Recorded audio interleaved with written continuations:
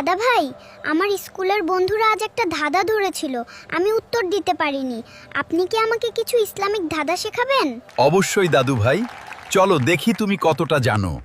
আমি তোমাকে প্রশ্ন করি, তুমি উত্তর দাও। দাদু ভাই বলো তো, পবিত্র কুরআনের সবচেয়ে বড় সূরা কোনটি? মনে পড়েছে, পড়েছে সূরা বাকারা। মাশাআল্লাহ, একদম ঠিক। এবার বলো, সবচেয়ে ছোট সূরা কোনটি? এটা তো খুব সহজ, সূরা আল কাউসার। আচ্ছা, ইবাদত কবুল হওয়ার জন্য প্রধান শর্ত কয়টি? এটা তো একটু কঠিন। কয়টি দাদা ভাই? ইবাদত কবুল হওয়ার শর্ত মূলত দুইটি। এক, ইবাদতটি শুধুমাত্র আল্লাহর সন্তুষ্টির জন্য হতে হবে। আর দুই, তা হতে হবে আমাদের প্রিয় নবী হযরত মুহাম্মদের সুন্নাহ অনুযায়ী।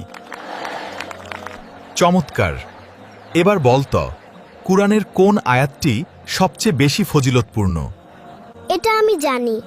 সূরা বাকারার 255 নম্বর আয়াত, যাকে আমরা আয়াতুল কুরসি বলি।